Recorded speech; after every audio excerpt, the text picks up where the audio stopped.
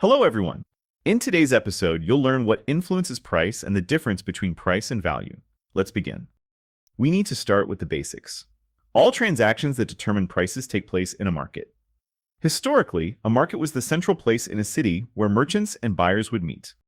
Today, a market refers to all the people and transactions concerning a particular good, for example, the labor market, capital market, car market, tourism market, and even the matrimonial market. Interesting fact, matrimonial comes from Latin and means related to marriage. Why do different things have different prices? Any price is influenced by supply and demand. Supply is the ability to deliver goods or services to the market, while demand is the desire to possess them. So what affects supply? First, technology. The knowledge needed to produce or deliver a particular good or service. It's easier to make a broom for a cleaner than a nuclear reactor for a power plant. The former requires less knowledge. Supply is also affected by resources. The resources needed to produce a good. Resources are inextricably linked to costs. The higher the costs, the fewer players in the market can afford to produce and deliver the good. Another factor is potential earnings.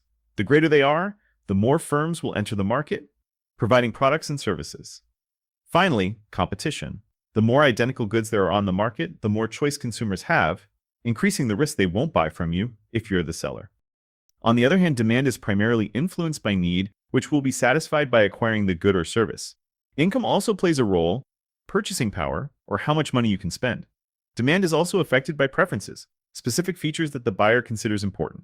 Important meaning those that have value to them. Substitutability, whether you can buy a different model of car, a different brand of water, or drink.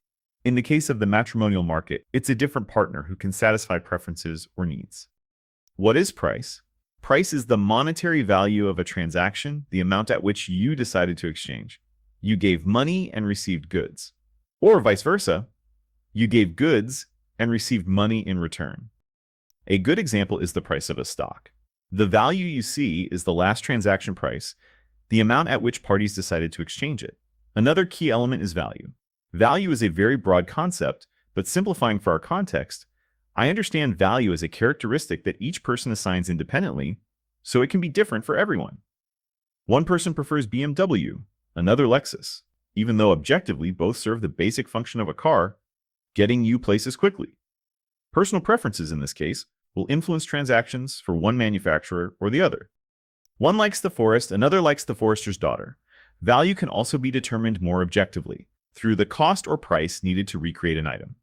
For example, if a tornado destroys a house, rebuilding it, materials and labor, costs $300,000. From this perspective, we can say the building is worth $300,000. This is how insurance companies most often determine value. There's also utility value, the value I assign to someone or something because it helps me achieve other goals.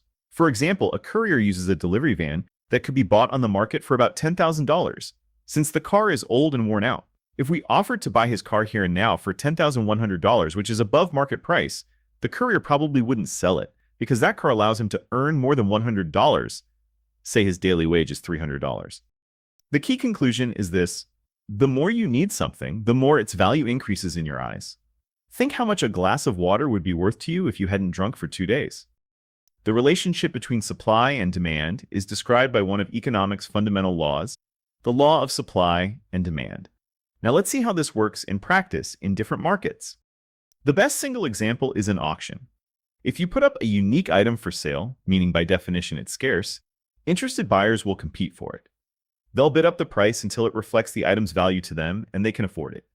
The buyer who wants it most, to whom the item has the greatest value, will bid the highest price. Value always comes from what the other party needs or desires.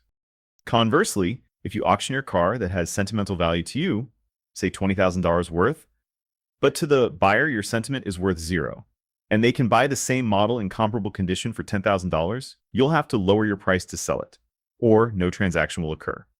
Now look at this stock order book. The top shows sell orders and the price sellers want. The bottom shows buy orders and what buyers are willing to pay. The empty middle row means no transactions occurred today. Supply didn't meet demand. If neither side changes expectations, like lowering the price, no transaction will happen. This situation involves liquidity risk, which I'll cover in a separate episode. This table shows price levels at which parties decided to exchange money for financial instruments in one day. Note that price changes mean value, Subjective perception must have changed too, otherwise no transaction would occur. In stock markets and elsewhere, high demand and low supply can lead to absurd prices. This is called a speculative bubble, which eventually bursts due to lack of demand caused by changing preferences, and prices always fall sooner or later. A famous example is tulip mania. This is how supply and demand work in practice. The auction scene with bidding numbers is likely an example of price determination through bidding competition. The same mechanisms operate in the labor market. When workers in an industry are scarce, employers compete by offering higher wages. High unemployment usually means jobs are scarce. Supply has decreased, so workers compete by lowering salary expectations just to get a job.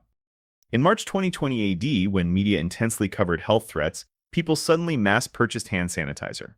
Sanitizer's value increased because of its utility. People needed it.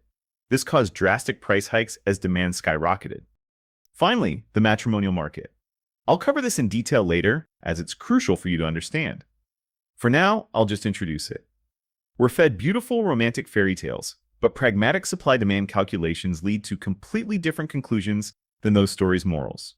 Those morals usually say, and they lived happily ever after. While auctions are straightforward, goods exchanged for money, the matrimonial market is more complicated and isn't discussed openly. Let me explain. We need to understand what's being supplied by men and women, what they offer and are willing to exchange. I'm generalizing and simplifying, but this holds true in most cases. Declining marriage rates, meaning transactions, indicate changing supply-demand dynamics. Why is this happening? The number of available men is similar visible in age pyramids, and we still find women attractive. It's our biological imperative.